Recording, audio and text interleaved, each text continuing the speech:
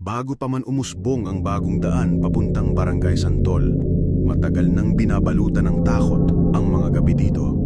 Sabi ng mga matatanda, may nilalang na gumagala tuwing kabilugan ng buwan, tumatawag sa kawalan gamit ang huni ng ibon at nananamlay ang hangin sa bawat pagdaan ng kanyang anino. Bata pa lang si Miriam, naririnig na niya ang babala.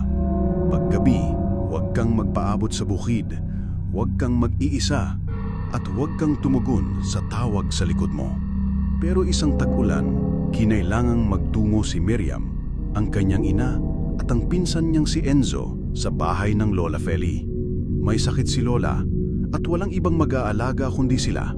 Nasa dulo ng barangay ang bahay, malapit sa masukal na gubat at abot-tanaw ang liwanag ng buwan. Unang gabing doon sila natulog, saglit pa lang ang katahimikan nang maramdaman ni Miriam ang malamig na hangin. Parang may dumaan na anino sa bintana. Inakala niyang guni-guni lang ito, ngulit ng ikalawang gabi, nagtaka si Enzo, bakit palaging may tunog ng pakpak sa bubong? Hindi ito ang huni ng ibon, kundi tila nagkakalampag, sabay may mahina at garalgal na tawa. Maghahating gabi na nang tumayo si Miriam upang uminom ng tubig. Sa pagdungaw sa pinto, naaninag niya ang siluweta ng isang babae sa gilid ng puno. Mahaba ang buhok, nakalawit ang dila, pulang-pula ang mga mata. Tumitig ito sa kanya, ngumiti na parang punit ang pisngi, at biglang nawala.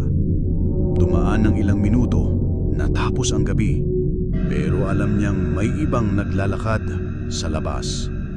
Kinabukasan, mas lumala ang karamdaman ni Lola Feli. Dito nag-umpisang mangitim ang gilid ng kanyang palad at tiyan. May mga butlig na naglalabasan at para bang may gumagalaw sa loob ng kanyang balat. Sinabi ng isang albularyo na bumisita, may aswang na naghanap ng malapit ng mamatay pero mas nagugutom sa batang dugo.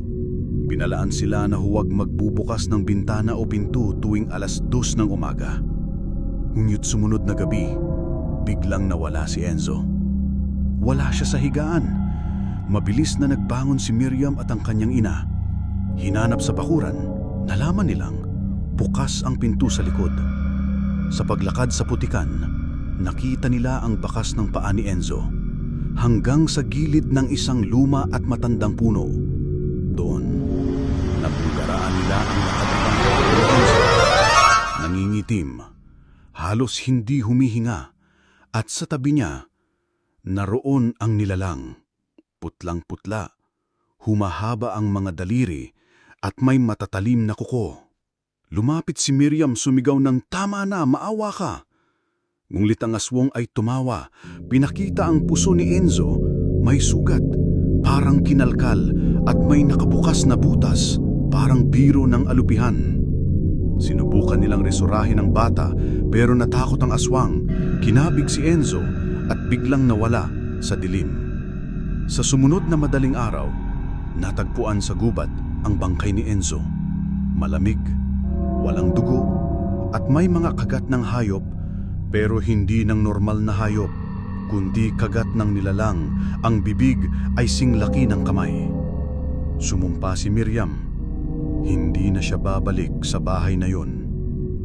Habang papalayo sila ng ina mula sa Barangay Santol, naririnig pa rin nila ang huni ng pakpak sa bubong, ang malamig na hangin at bulong ng babae.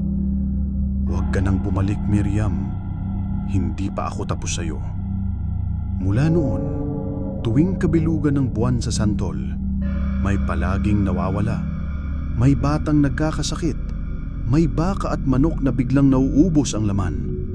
At sa gabi, ang mga dumadaan ay palaging may naririnig na tumutunog sa likod. Sabi ng mga matatanda, kung makakarinig ka ng huni ng pakpak at tawa sa dilim, huwag mong bagikan, huwag kang makipag-usap, dahil ang aswang, gutom, galit, at palaging naghahanap ng susunod niyang lamunin.